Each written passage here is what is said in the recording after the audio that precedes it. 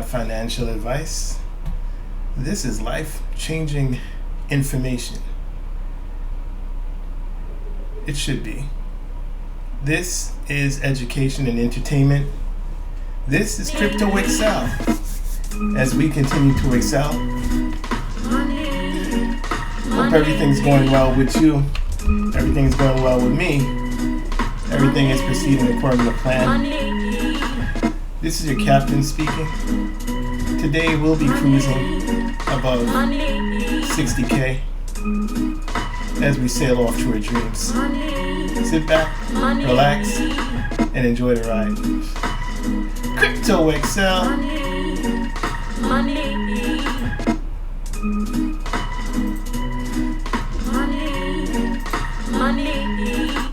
All right, let me begin the program.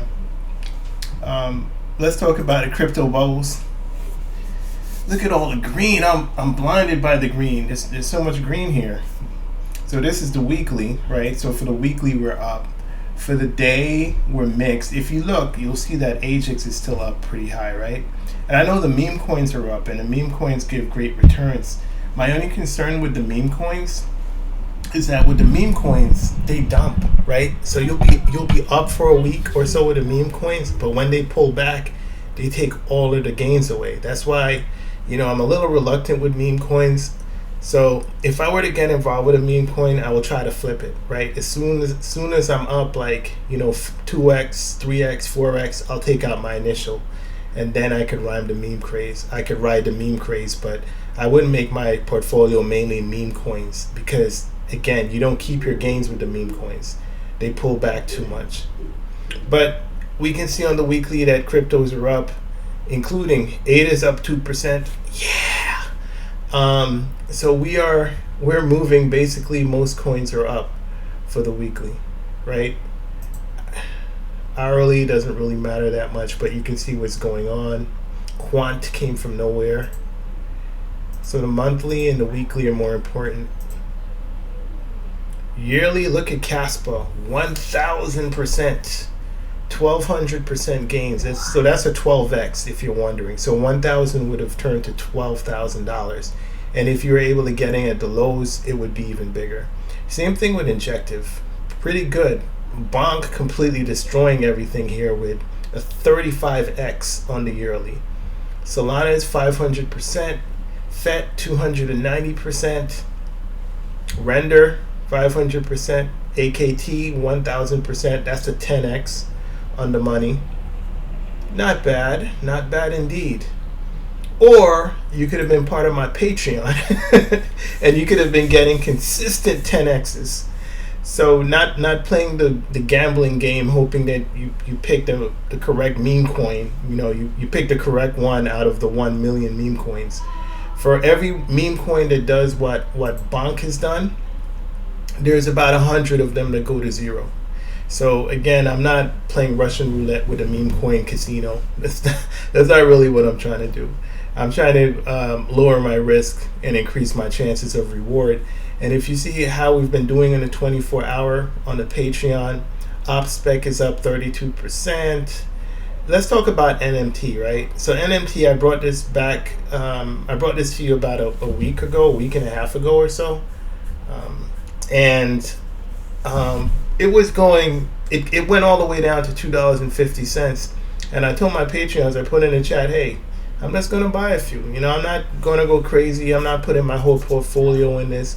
But this is a high risk, high reward play. So when it retraced, I picked up a couple. So I did the opposite of what most people would do in that situation.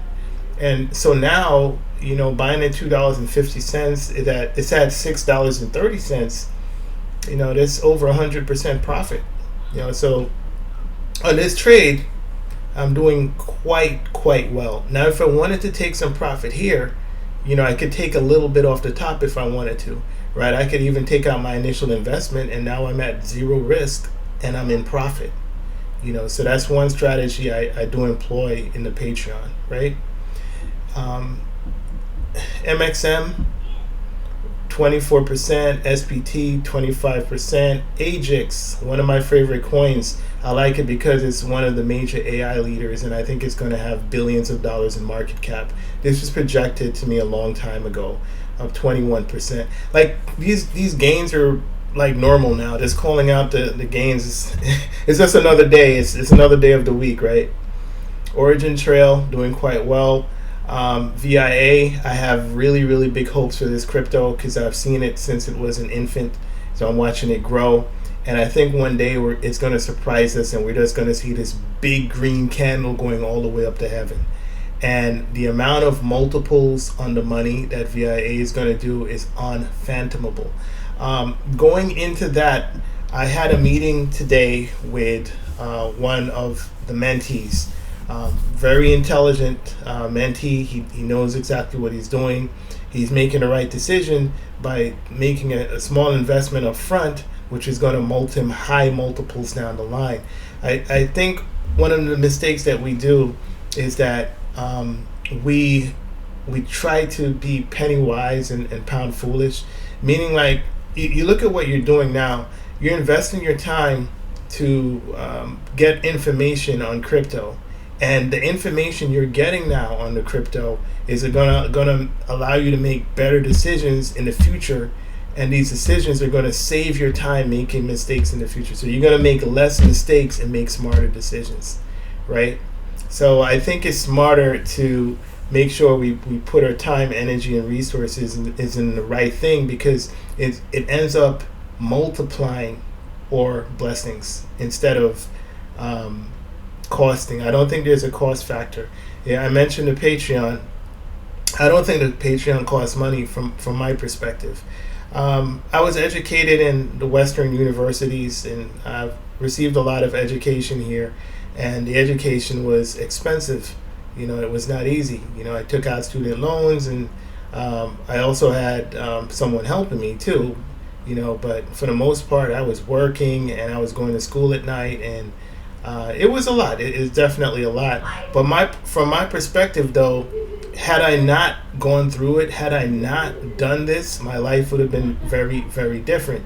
You know, I'm afforded a certain level of comfortableness and flexibility that I would not have been able to access without it. And plus, the education spilled over into other fields, right? I'm analytical, I'm thorough, I get a lot of things done in a short amount of time. I'm able to fix problems, solve problems that a lot will find complex and very hard to solve. I'm able to solve it quickly.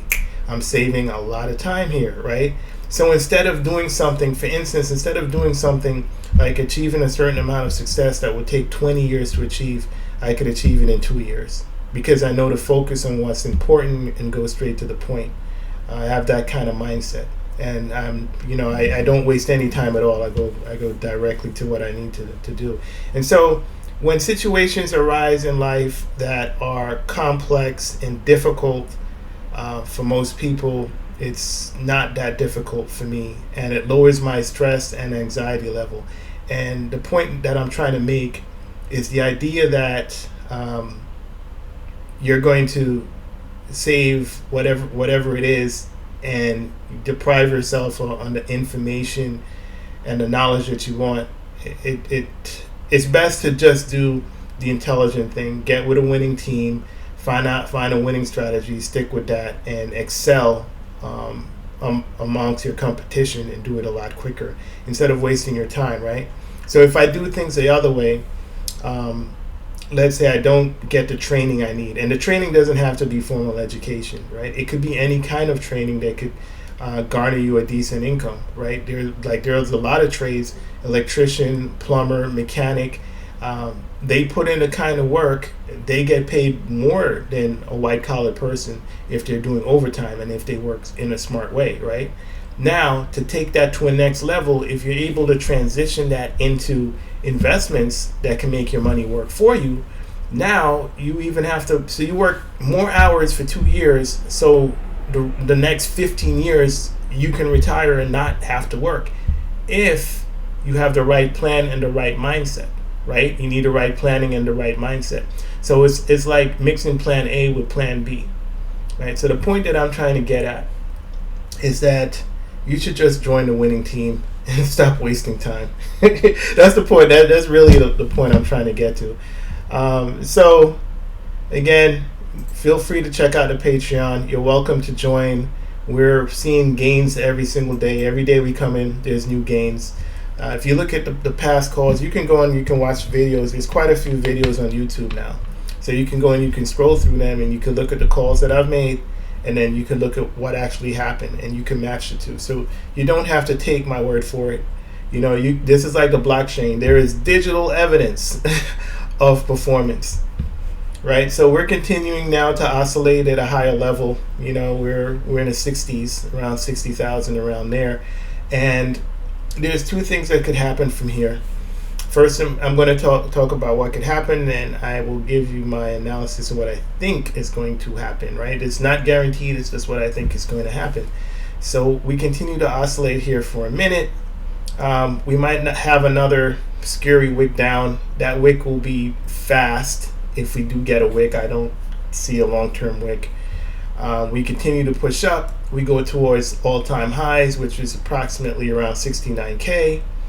That point, we get a rejection. The rejection pulls us back down. At this rejection, people are going to expect the market to collapse. Again, I think the buying momentum and the pressure for Bitcoin is too strong, right? So that wick is going to get eaten up by the ETFs. I think the ETFs is a paradigm shift, and it's going to change the performance of how Bitcoin reacts on the charts. While I do believe that the charts are the main catalyst and the main thing we should focus on for making our decision, I also do believe that because of the ETFs, this changes how the charts are used. Basically, we're going to need new charts. We're in uncharted territory. Okay, so going forward, we're very close to all-time highs, so it's most likely we break the all-time highs. Once we break the all-time highs, it's only a matter of time before the altcoins start going parabolic. And this is why I stress to you the importance of being in the market. If you're not in the market at all, I don't know why. If you're waiting for Bitcoin to dip and go to 38K or what have you, I don't think that's going to happen. I don't think there's too many on-ramps for people to buy Bitcoin, right? For the institutions to buy Bitcoin. You do have to realize that the institutions think differently than retail does. So with the institutions, they don't panic sell, right? If the market dips, they don't panic sell because they have extra money. They have spare money, right? This is their change that they're using to buy Bitcoin. This is not even, it's like play money for them, right? For retail is skipping paying their car note so that they can buy Solana, right? Retail is taking out credit card loans so that they can purchase ADA and BNB and Ethereum, right? And the idea is, well, I'll take out the loan at 6%, and by the end of the year, this thing will triple, and then I'll be able to pay off the loan, plus I'll have triple the money. That's the mindset of retail. So retail is overextended. In order to buy crypto, a lot of people are overextended. Retail sells their 401k so that they can get into these cryptos, and because of that, they end up not going on vacation right now, or so. In other words, basically, retail in general has less money and less funds to play with, and they're using emergency money to invest into crypto. So it's money that actually should be in an emergency fund, but they've taken it and they put it into crypto. So they're one emergency away from a catastrophe or a crisis. The roof needs to be fixed. We didn't expect that. The boiler broke down. Didn't expect that. The car is acting up. I need to go to the mechanic. It needs a new catalytic converter. Didn't expect that, right? And emergency happened, ambulance. We need to pay the doctor bill. Didn't expect that. And that money is in crypto. So when we have a crash and the altcoins drop 30%, it becomes a cascade because retail then pulls the money out because they can't lose it all because they still need to pay that doctor bill. They still have to fix the car, so they can't. It's only so far it could go down before they pull the money out, right? And this is why you had in the past, Bitcoin would hit the 618 and it would crash all the way back down, right? It'll go way down. But now that institutions are steadily trickling money in to Bitcoin, it's not going to come down and crash like that. Do also be aware the information I'm telling you now is not information that you're going to get on most channels, right? So understand, I'm giving you all of this information for free. So you could imagine if you were to be part of the Patreon, they're getting this information, of course, but they're also getting buy alerts. They're seeing the cryptos, the kind of cryptos that I buy, and they're also seeing the price point that I buy them for. So I'm buying at a discount, and I'm buying the cryptos that are going to outperform, right? But to continue on with what I was saying with why Bitcoin crashing down 40% is unlikely. The environment has changed. It's not the same environment as the past. And because it's not, projecting this forward, if nothing happens, like nothing changes, this becomes closer and closer to the stock market. You see like how the stock market, when the stock market falls 10%, it's a major crisis. This recession is the end of the world. No one expected it and we don't know what to do. You know, people, remember Black Monday? People were jumping out of the window because the market fell like 20% or something like that. So what I'm trying to say is that the institutional money that's coming into this place is going to stabilize the fluctuations in Bitcoin, right? And it's highly likely that we see consistent growth. A lot of us, I would say the majority of us are worried about the great crash that's coming with Bitcoin, and we think that it's going to be just like the prior cycles. Already you can see that we're a lot higher than we thought we would be right now. We're like 62K. So there's also a theory that we have a shorter cycle. We will see, right? We will see. But my analysis and my first thought is that there's been a paradigm shift and it's going to be difficult to anticipate the price points where we expect Bitcoin to go because the environment has changed. We now have on-ramps from 401k plans and from institutional investors or even retail that's going through their 401k. They can use money that comes from their paychecks and consistently put it into Bitcoin. And because of this consistent money flow, you have a less likelihood of a dramatic 40% crash, right? So if you look at the pullbacks we've been having, the biggest pullback was maybe 20%. This is not even 20. So the pullbacks are different now. They're not the same kind of pullbacks, right? So that all being said, if we were to extrapolate this into the future, see, look at this pullback here. That's like the biggest pullback. If you extrapolate this into the future, maybe it's the crashes no longer end up being as dramatic as they've been in past bull markets, right? That doesn't mean that we can't crash. It just means that the volatility slows down. As the asset class gets bigger, the volatility slows down, right? So the real question is how much money is going to come into the market and how high is the price of Bitcoin going to be? That is those two are the $1 million questions that we want answered. And I will say right now that my guess, if I were to guess, because that's all I can do is guess, would be it might go way higher than any of us expected to because of the on-ramps and the legitimization of Bitcoin and crypto as an asset class. That is my answer. What I'm trying to say is that the government itself has created a new dynamic.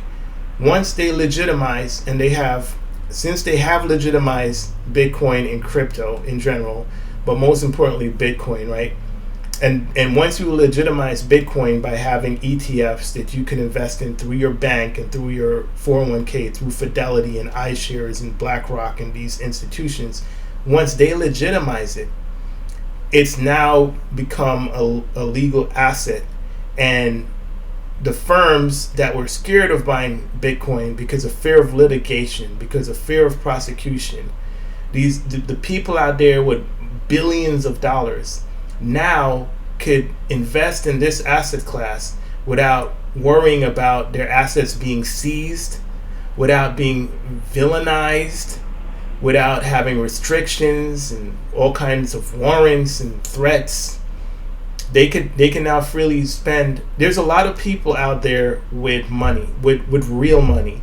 If you look at like Apple stock, right, and the valuation of Apple as a company. If you look at Amazon and the valuation of Amazon as a company, ExxonMobil, these huge institutions that employ hundreds of thousands of people. There are people out there that actually own those companies and own parts of those companies. And they're going to be looking for somewhere to park their money, right? So they could park their money in a bank account, multiple bank accounts, and sit idly by and watch their fortune diminish through inflation, diminish to nothing compared to what it was. Because we've printed twice the money supply in about 4 years, right? They could watch it diminish to little or nothing, comparatively speaking. At the same time, while that's happening, they're watching an asset class such as Bitcoin multiply 5x, 6x, 7x in front of their eyes. So as they become weaker, whoever owns Bitcoin becomes stronger, right? And these people did not become wealthy because they kept their head in the ground like an ostrich, and these people did not live through fear, right? They did not live through fear and a scarcity mindset. They lived through courage, through taking chances, through taking strategic risks, to being proactive and getting involved before the asset class becomes a multi-trillion-dollar asset class, right? That's how they became where they were. They were smart. So they literally have no choice but to invest into Bitcoin. Even if they don't like Bitcoin, they're older, like I don't trust it. Who is Satoshi Nakamoto? This is a digital coin on the internet. This is foolish. Who actually owns Bitcoin? How does it work? How does regulations work? Well, now regulations are cleared up, right? Even if they don't like it, they cannot deny the fact that this has been the number one performing asset class over the past 10 years. So they don't have a choice but to get some exposure to it. What makes matters worse is now the traditional folks in finance that have ostracized Bitcoin are becoming the on-ramps to Bitcoin. So basically, if you don't get some Bitcoin, you're going to be left behind. There is no choice. Even if you choose that, if you look at country versus country, this country wants to be world power, that country wants to have the most energy. That even the countries have to get involved in Bitcoin now, right? We see El Salvador. How is that bet that the president in El Salvador had? How is it paying off for him now, right? He basically bought low, and now Bitcoin is high. And if Bitcoin goes to 120K, it's going to take a nation that was in poverty and propel it to one of the top nations in that region. What do you think the rest of the world and the surrounding Latin countries are going to do once they look over there and they see that El Salvador is doing better than they are? What do you think is going to happen, right? What do you think is going to happen since the U.S. has changed the FASB tax laws, where you could now recognize unrealized gains on crypto? What do you think is going to happen when the other Fortune 500 companies look at the companies that have Bitcoin on their balance sheet, and the investors see that the companies that have Bitcoin on their balance sheet are performing 3 times as better as the companies that don't have Bitcoin on their balance sheet? So what is going to happen is that it's going to create a run on Bitcoin. It's going to mean that whichever company or powerful individual does not have Bitcoin in 2024, by the end of 2024, if they have no exposure to Bitcoin at all, they're going to be underperforming the companies, corporations, and wealthy individuals that have access to Bitcoin. It's basically going to create a bank run, but an opposite of a bank run. It's going to be a run to acquire Bitcoin.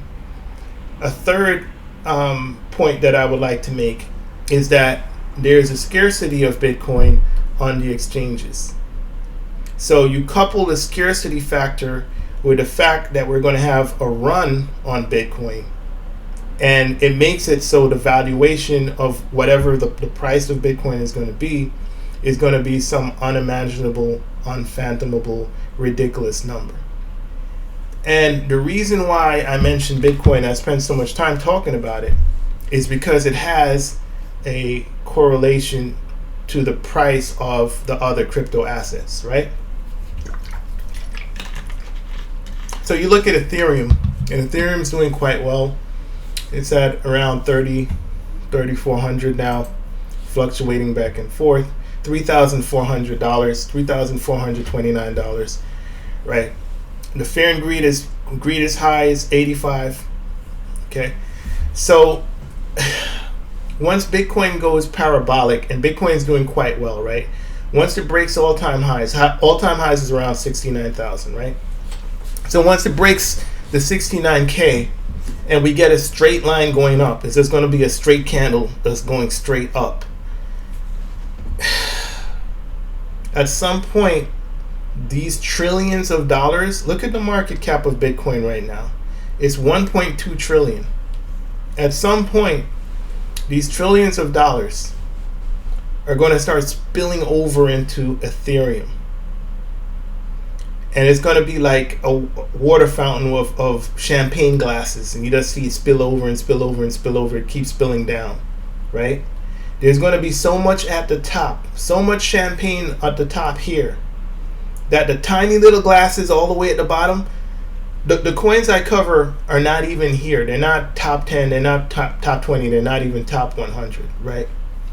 Because I'm trying to make life-changing gains. You're literally watching a documentary of someone going from, I would say, modest means, right, to life-changing gains.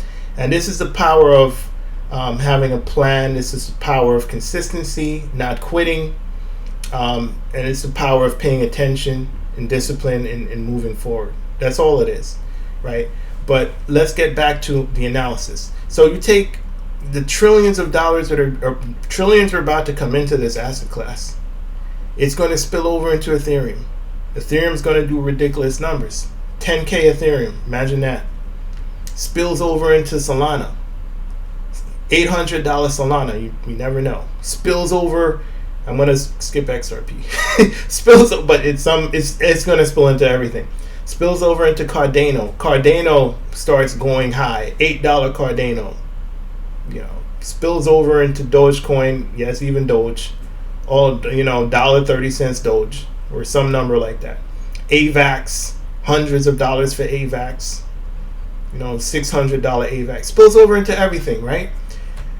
Then it goes to the mid caps, AGIX, those kind of coins. I really like AGIX, by the way. Goes into all of those kind of coins. Eventually, guess where some of this money goes to? I mentioned trillions of dollars coming in. My coins don't need trillions of dollars to become life-changing coins, right? A couple hundred million into any of these. The numbers that we're talking, when I say that, how do you get a 100x in crypto? By the scenario which I've told you, that's how you get a 100x. And do realize that the earlier you buy the coin, you can't just buy any coin, even though any coin's going to pump, right? Any coin will pump. But if we're talking about you want the unfathomable kind of returns or multiples, you have to have a methodology about how you pick your crypto, right? You want to make sure there's a lot of things you need to do, but let's go over a few. right? Cryptos that have a high chance of getting on exchanges, cryptos that are marketable. There's something about them that retail that's going to resonate with retail. Cryptos that have a good foundation, have good VCs, venture capitalists that are talking about the projects and that are going to push the projects and continue to market. Great technology, have they been audited so to prevent from a hack? Well, the list goes on and on. The contract can a contract be rug pulled? Are the rights revoked that the developer can't limit sales from the contract and print unlimited amounts of quantity of coin that they could dump in the market? So there's a bunch of different criteria that are used to select the gems and the Patreons, right? For most of them. Right? Every now and then I get one like NMT, which is just too good of an opportunity to let slip, so I mention it, right? So what I'm trying to say is that we've been consistently outperforming the market. We have years of experience within crypto. We know what we're doing. I will also have to mention that even though all of the above, what I said is true, crypto still is very, very risky, and you should manage your risk. Do remember that I am not a financial advisor. I know everything I've told you, and the actions, the proof, you see the returns.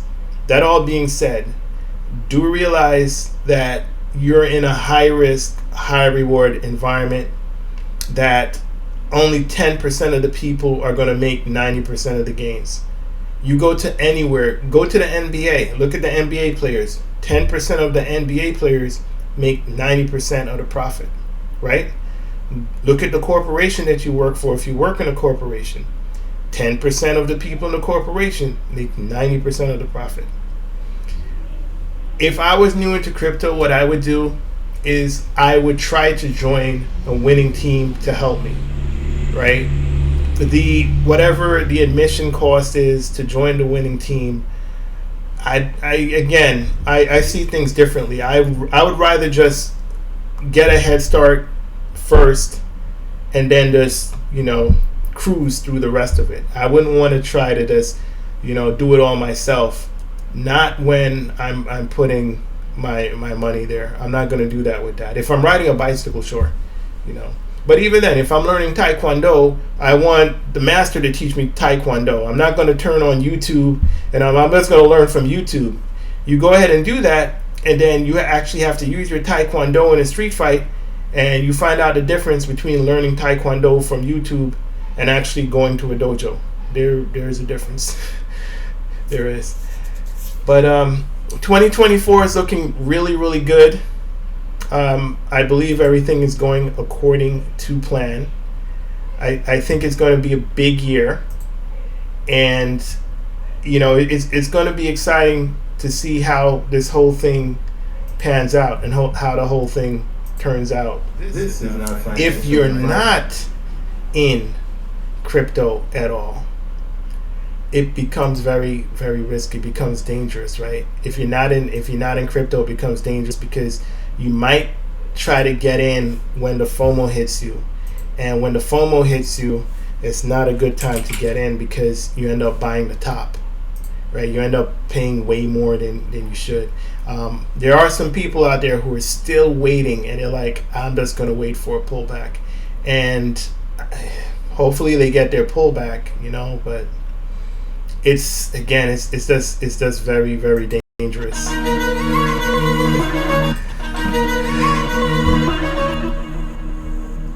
So this has been Crypto.XL with your market update.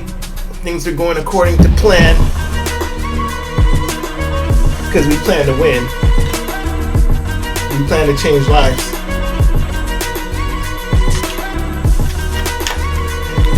This is just the beginning. It's nice seeing all of this green. It really is. Look at the hourly. It's really nice, actually, to have your money work for you instead of you working for your money. Shout out to the Patreons. This is just the beginning. 2024. I'm just talking about this year. I didn't even mention 2025. More games, less pain. Alright, take care guys. Peace.